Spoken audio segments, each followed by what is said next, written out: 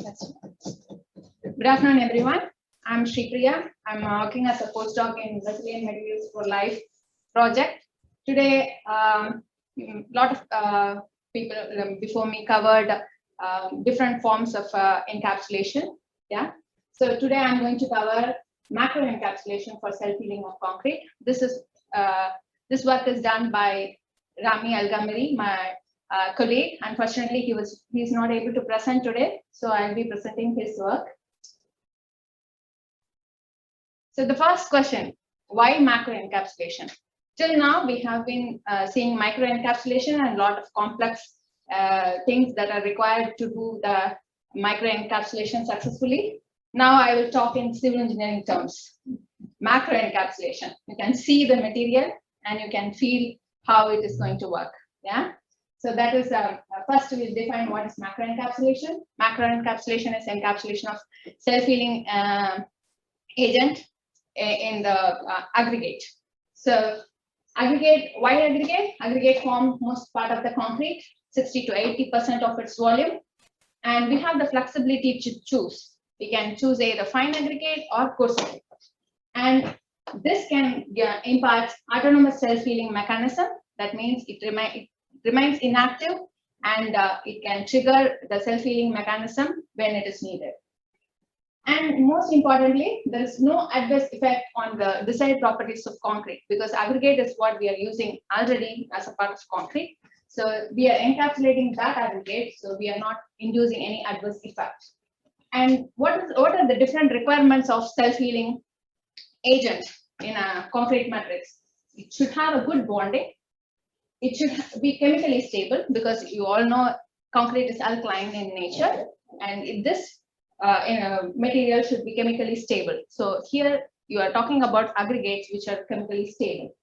And it should be strong enough to preserve the healing materials inside and brittle enough to be cracked when necessary. So you are talking about fine aggregate and coarse aggregate, which can contain the self-healing agent and which can crack when there is a need. So there are two types of aggregate, you know. So we can encapsulate both the types. Here you can do size ranges from 0.6 to 4 mm in fine aggregate, and in coarse aggregate 4 to 14 mm. That's what we chose. So for encapsulation of fine aggregate, we chose MgO pellets. So as Olivia was mentioning, it's a powder mineral, and then we are coating that to form as a self-healing agent. So why MgO? MgO is an expansive agent which is known for its self-healing properties. So this MgO, when it is directly added to the cement matrix, it reacts in the first early age process itself. So it won't be available in long term. But what we need is, we want the healing properties to be imparted only when there is the induction of cracks. So in that case, we want to remind the we want to contain the self-healing agent till that is needed. So we have to make it inactive by some means.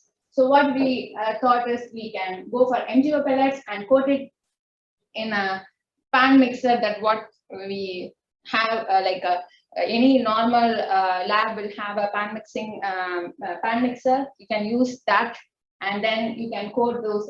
You can make MgO pellets and then coat it with PVA. So the PVA will form a film formation, and it can be contained in the self-healing material will be contained inside. So this can work for long term. So that this is one of the major breakthrough, because till that time we wanted the material to be intact and inactive, and when the crack is opening, then that time the PVA should break open and release the MgO for its interaction with the cement matrix. So the first thing we normally, as a civil engineer, we worry about is strength. What will happen to my strength? So here we added 10% of MgO as a fine aggregate replacement. Here, this is the control mix. So you can see the difference between these two. There is no significant reduction in the compressive strength. So that is a good news. So once we are taking care of the compressive strength, we move to the healing. how the healing is happening, whether it is able to heal it in long term, whether it is healing when it is needed. So here we induced a crack at 7 days and then cured it. And here you can see this is the mix which contains the MGO pellet, and this is the normal control mix. You can see that here the healing as this visual observation is very good. So the mechanism is when the crack is opened, the PVA coating breaks open, and it releases the MGO component, and the MGO will interact with the cement matrix, and then it forms the healing. So here you can see that the depth is getting decreased, but here you can see, since it is on the surface level we are visually observing, here you can see it's completely cured, but once you do a proper measurement, you will be able to understand how much is the depth that has been healed. Then we move on to the strength recovery because of the healing, whether we have any strength recovery or not. For that, we induced the cracks by 3-point loading and around 0.3 mm crack mouth opening, CMOD. Then we did for both the control and 10% MGO mix. Here you can see the recovery is much better in case of MGO pellets in the second and third round of testing. So first, when we talk about aggregates, we tested the strength, we tested how the healing is, and then we tested how the strength recovery is. So this gives a very good idea that this material is very good as a self-healing containment agent, and it can be used in concrete. Next, we move on to the coarse aggregate. There are different types of coarse aggregate, you know, but what we chose for this encapsulation is lightweight aggregates. Lightweight aggregates are aggregates which have some pores inside it. Yeah, it's not like gravel, which is solid. So it has some pores, so it can contain some of the self-healing agent inside the pores. That is the main advantage of encapsulating in these kind of aggregates. So you can choose any type of lightweight aggregate. It can be either natural or it can be artificial. So you take this aggregate and dry it for 100 degrees Celsius for 48 hours to remove any kind of water or any other things inside the pores. You want to remove all of this, and then you do the vacuum saturation. This you will be seeing more in the lab in this afternoon, but here I will be explaining this. Here you do the vacuum saturation with self-healing agent. Ideally, we chose sodium silicate because that was well proven that it has a very good self-healing property. So as a first step, we chose the sodium silicate, and then we impregnated under vacuum. And this proved that it can absorb the sodium silicate inside it. So around 30% of volume was increased when we took the aggregate from the after vacuum saturation. Once it is vacuum saturated, we surface dried and coated with PVA. This PVA, as in other cases, it had two purposes. One is to contain the self-healing agent inside the aggregate, and then it also prevents the premature reaction that can happen between the cement matrix and the self-healing agent. So once this coating is done, it is air dried and packed for use. So here we chose 30 MPa concrete because this is lightweight aggregate. You remember that. So we chose a 30 MPa concrete, and then we tested again for its crack sealing efficiency, flexural strength recovery, and the sorptivity. Sorptivity indicates indirectly the durability of the concrete. So the first, as a first thing, we measured the healing. So we induced the crack, and after 28 days of curing, how the crack looked like, we observed visually. And then we also did some tests with UPV to understand how is the crack depth sealing is there. So compared to the control mix, you can see that there is a 80% reduction of crack mouth in case of the smart aggregate, which had the self-healing agent. So this is because the aggregate are well dispersed and there is no barrier for it for availability. So in other cases, for example, we have to worry about whether in case of bacteria, in case of microcapsule, we have to worry about whether the self-healing agent is available near the crack for the sealing to happen. But in case of aggregate, since aggregate forms the major part and it is widely available and dispersed, you don't have that tendency. So locally wherever the crack happens, the self-healing agent the aggregate can break open and the self-healing agent will be available at that place, and the efficiency is much more in terms of healing and recovery. Here you can see the same mechanism as I explained earlier.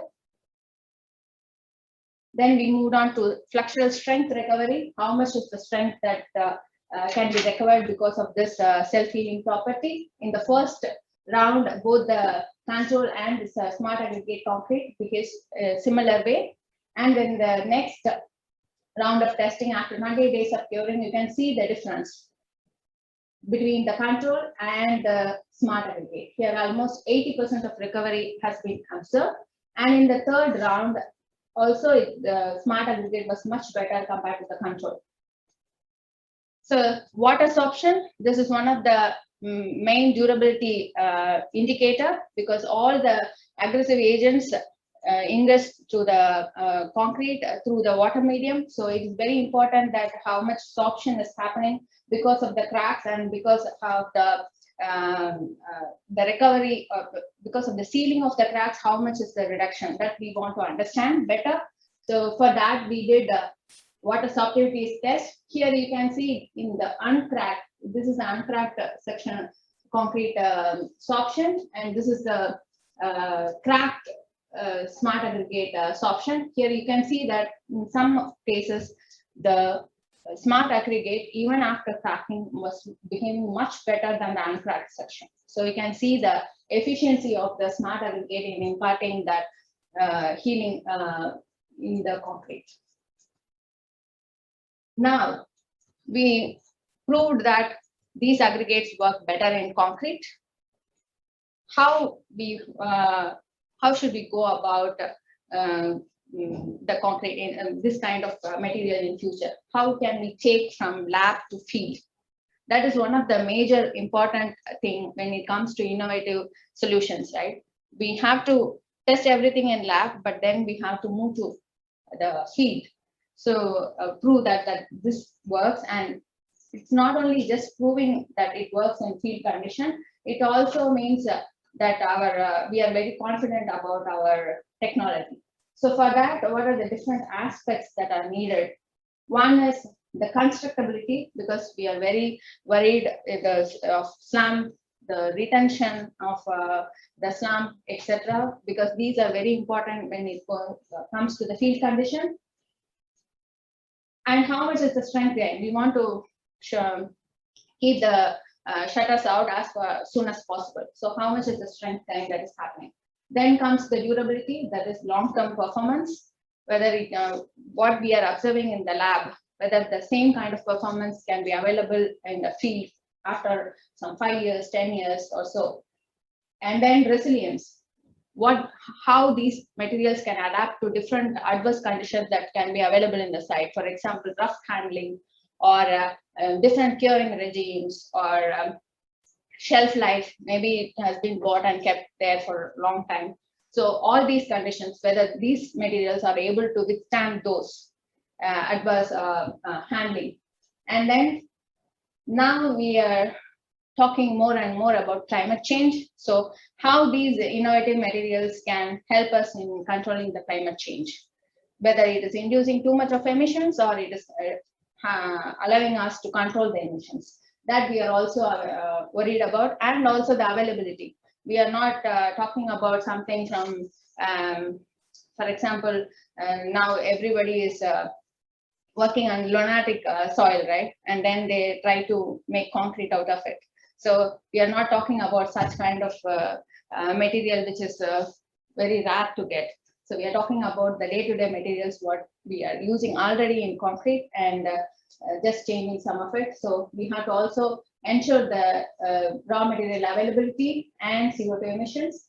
And then comes the more important part, that is industrialization, whether it is scalable and whether it has specific infrastructure needs, whether it is challenging to scale up. Those are the things we need to address when we think about moving from lab to scale. So we have addressed some of these conditions for a smart aggregate, and we are working on some for making it feasible. So the first thing is long-term performance. The very building we are sitting, this is the Dyson building, as Olivia mentioned. We have a plant room and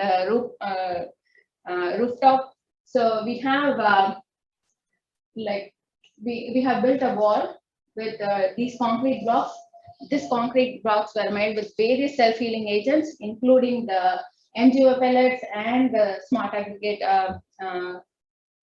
inside it. So we have been monitoring these for long-term performance, how they are performing, whether they can withstand the exact ability which it showed in the lab in field condition after 5 years. So we have been monitoring this. Soon we will be disseminating these findings in publication. And once we were very sure about long term, we also wanted to test how it can perform in different curing regimes.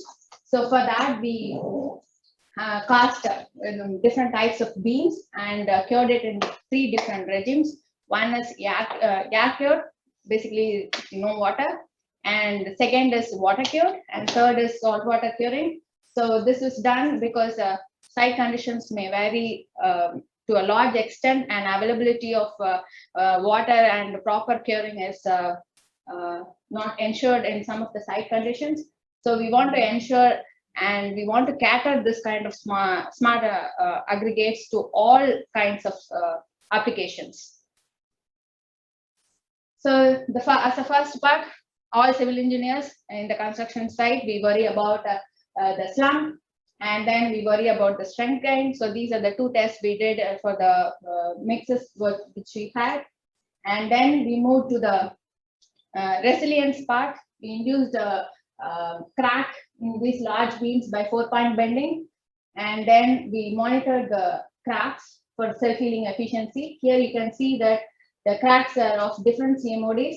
So this was particularly done to understand how much is the efficiency of these smart aggregates to seal the cracks, how much width it can go for sealing. And then as in the lab condition, we also monitored the strength recovery by UPV. This strength recovery is also, this also indicates how much is the crack depth healing. And then we had also tested the water sorptivity in cracked and healed section as well as the uncracked section. So we now proved the constructability part. We moved to the resilient part and ensured that these are working fine. And then as a sustainability part, sustainability and industrialization, first thing is availability of materials. All the materials like lightweight aggregates and other ingredients are widely available everywhere. And as I mentioned earlier, there is no sophistication of instruments required, no heavy equipment. So if you have a pan mixer, you are good to go. So it can be done in any kind of field testing laboratory. So you can produce these kind of aggregates for your use. And then most of the artificial lightweight aggregates are made from waste materials or expanded clay or fly ash, which has negative carbon emissions, and which also helps in reducing the excavation and helps us to improve, protect our natural resources. So definitely it has a good value in terms of sustainability. So we are doing life cycle assessment of various smart aggregates. So this study is in progress, and we'll be able to tell you more about how much efficient these materials are in terms of carbon savings.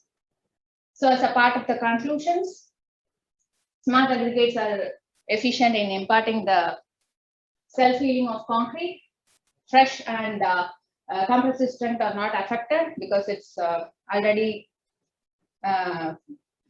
proven that the lightweight aggregates are it can be used. So we are not modifying anything of the lightweight aggregates, and these are durable and efficient in long-term performance even in adverse conditions. And definitely they are scalable because there's no big infrastructural needs, and sustainable because all the materials are readily available. And since it has a very good self-healing efficiency, it results in low life cycle cost. With this, I'm concluding my talk. Thank you.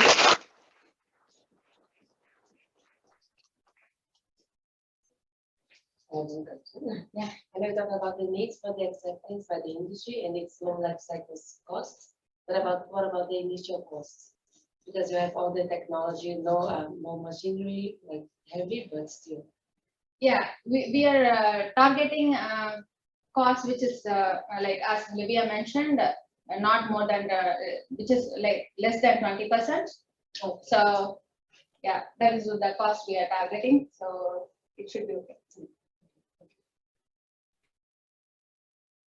When using the small aggregates. So is it just only to heal the crack near the artisan region, or no, it's also to heal the cracks, in other regions than artisan? Because, artisan near the aggregate, and then so it's obviously maybe just heal the cracks inside the artisan. Yeah, it depends on how big the opening is and how much aggregates are available in the plane of cracking. So if you have since aggregates are more in volume, the availability should not matter to a great extent. So it should be available in the plane of cracking. At least if you have some like 1 to 2% of aggregate in that plane itself, it should be enough because it has around 30% of the absorption of the self-healing agent.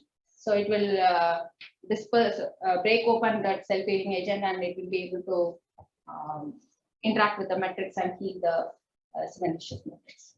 Okay.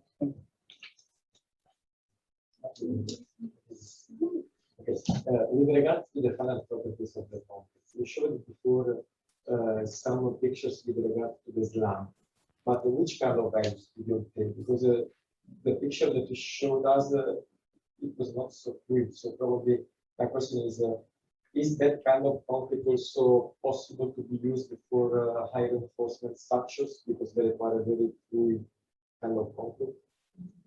Okay, so actually this was done for 30 MPa concrete because this is lightweight aggregates.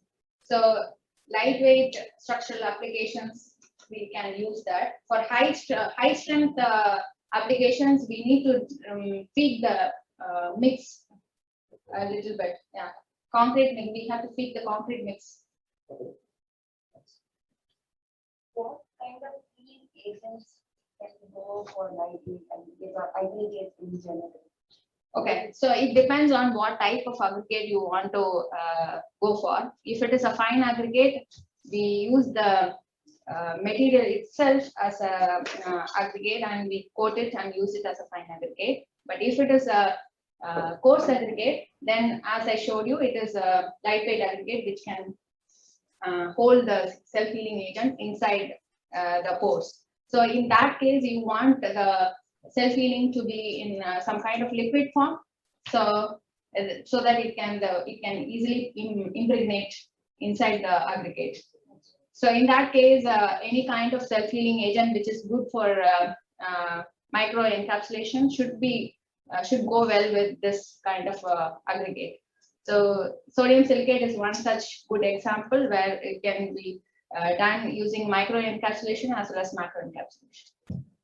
Just to follow up on that, that aggregates are quite porous, and I'm just thinking if there is a risk of losing our self-healing agent before the crack is happening, because it's porous, and if aggregates come in contact with moisture in very high humid environment, we lose that healing agent before the actual cracking? Yeah, okay. For that, what we have done is we have coated it with PVA. The aggregate itself? Yeah, the aggregate after, maybe I went faster in that slide.